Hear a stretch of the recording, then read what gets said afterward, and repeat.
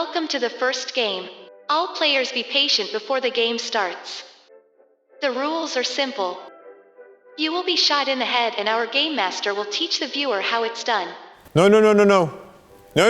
I quit. I don't want to do this. I quit. Welcome to Copycat Friday.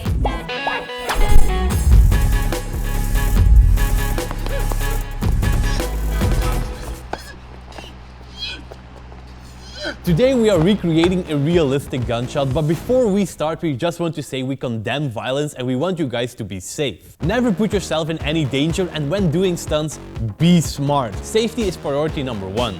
But with that being said, today we are going to show you how to create a realistic gunshot, so let's do this. It's a triangle, or triangle, or een driehoek, jongen.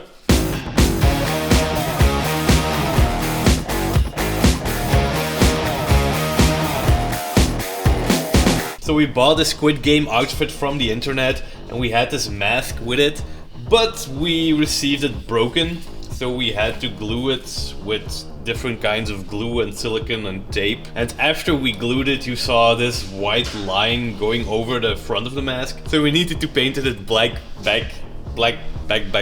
you know what I mean? And now I'm going to repaint the triangle on the front. So.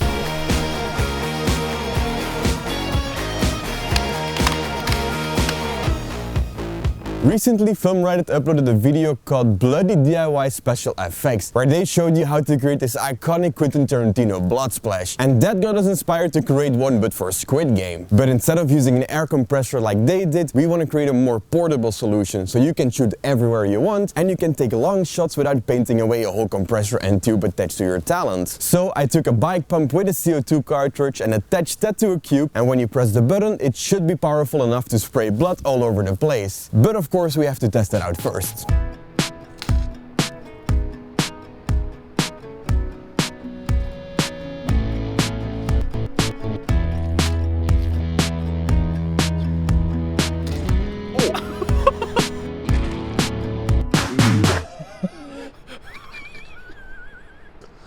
Sorry, Timo.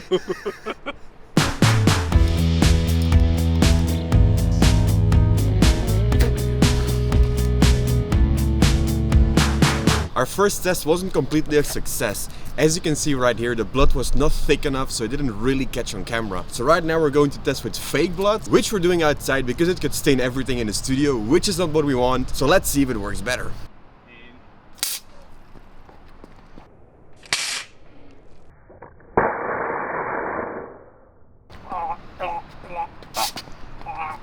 Now the worst part of this effect. Ah! Oh.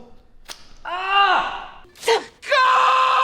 Now you don't always have to do everything practical. I know real blood spatters are mega awesome, but they can also be very unhandy. Because real blood spatters can get your set dirty or maybe your clothes, and then reshooting is quite impossible. But luckily, we have our sponsor for today's video, Storyblocks, which has a vast library full with post-production goodies, like blood spatters. But not only that, they also have muzzle flashes to make your gunshot realistic, or light leaks to make your gunshot more cinematic. Energy blasts, explosions, floor cracks, debris hits, After Effects title animations, logo reveals, and the post-production assets keep on going. And of course they have a wide variety of high quality 4K stock clips, but personally the thing that I love the most are their 2D motion graphics. We use these a lot and they never cease to amaze me. They are awesome. Now the best thing of this all is that you only have to pay one single price per year for unlimited downloads. That's right, you can download as much as you want. So stop with waiting and start downloading. More information in the description down below.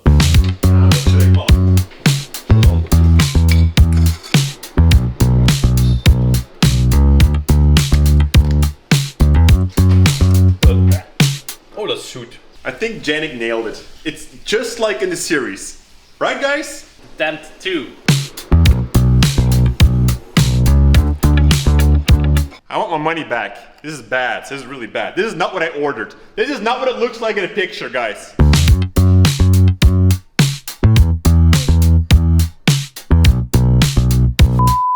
A cookie broke.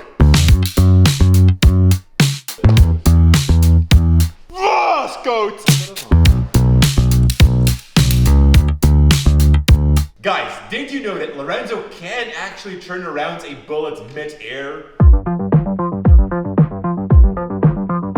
He looked so young back then. And now for our feature presentation.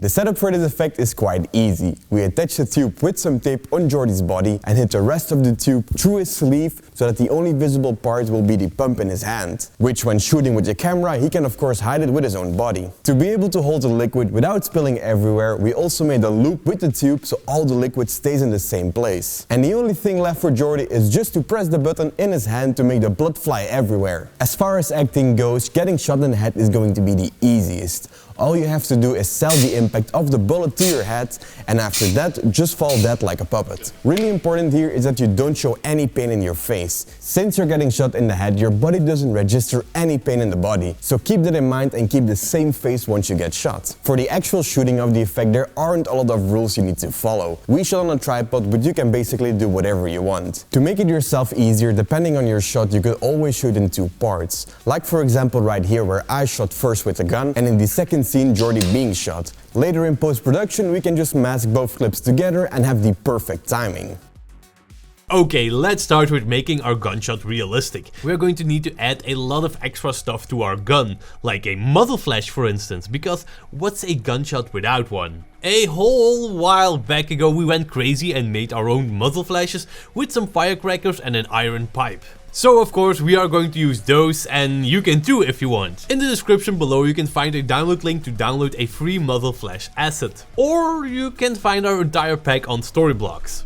But okay, we have our two gunshot clips, which we synced, and our muzzle flash. Now we only have to look for the right timing to place our muzzle flash. We scrubbed through our footage, and just before we have the gun's kickback, that's where we need to place our muzzle flash. The length of the muzzle flash is only 1 or 2 frames, so tracking it with the gun isn't necessary and also incorrect. Now for the blending of the flash we are going to use the screen or the add blending option. It really depends on your own shot and preference. The add blending mode will give a much brighter flash, while the screen option will give more a subtle and less saturated result. Now, for the size of the muzzle flash, Nico from Corridor learned us that the size of the muzzle flash is roughly 2/3 of the gun size. And if Nico says something, we listen of course. One thing that is often forgotten with realistic gunshots is the smoke of the shot itself. Right after the muzzle flash goes off, we also need some fast expanding smoke. So we place the smoke whip acid just after our muzzle flash. This can be a very short burst of smoke and can be really subtle, but when adding the smoke we will make the gun look more powerful. And of course again blend the smoke wisp in. Now one last thing we need to do to make the gunshot realistic is lighting up our scene. And there are two ways to do this. The first one is using a light while shooting the actual scene. This needs to be timed perfectly. The lights can't come in too early and can't linger on too long. So perfection is needed here. A second method is lighting up the scene in post-production. A technique that gives you a lot more control but is never as accurate as real lights. To do this technique we just take a duplicate of our main clip, then we are going to mask out the part that needs to light up. This will differ for everybody, but for us we need some light on our shooter's face, body, gun and hand, but also a little on our victim as they are standing quite close. Now because we have two people to illuminate, we are going to work with two separate layers. One for our shooter and one for the victim. Let's start with the shooter. Take the pen tool and mask all the parts that need light. Then with the lumetri effect we are going to make that part brighter and maybe more warm. Do the same for the victim but make it less bright as we're not that close to the gun. To finish up, we just made the clip the same length as our muzzle flash, 1 or 2 frames. And of course, don't forget the shadow.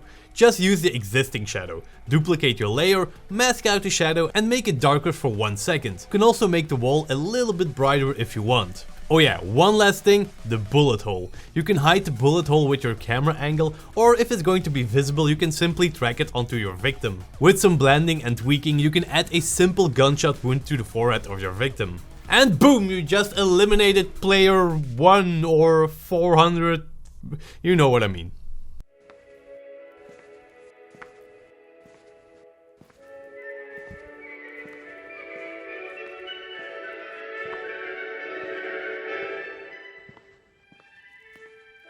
The next game is sugar honeycombs. The shape you have chosen is the shape you must remove from the honeycomb. The time limit is 10 minutes. You will pass if you can cut out the shape without it breaking or cracking within the time limit.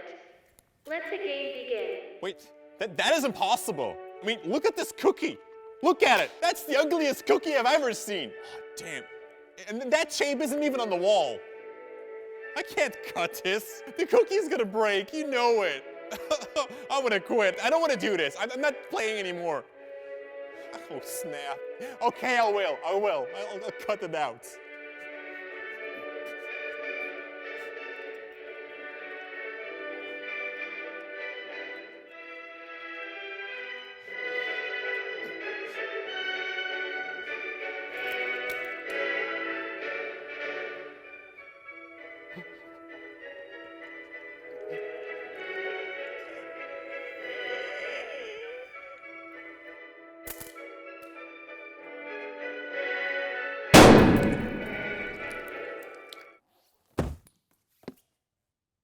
Player 456 eliminated.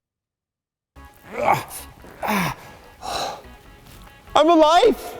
Luckily, that was just a fake gunshot. Guys, I hope you enjoyed the video. I'm going to go home now with all the cash because I think I won. I mean, I was the only contestant. Maybe this is the lucky number. I don't know. Anyways, thank you so much for watching. And if you want to see how to create your own Squid Game intro animation, well then check out the video here on my left where I explain how to do that inside Adobe After Effects. And don't forget to hit that little circle down there to subscribe to the channel to see us every single week. Again, thank you so much for watching. Thank you, Storyblocks, for the support. And as always, stay creative.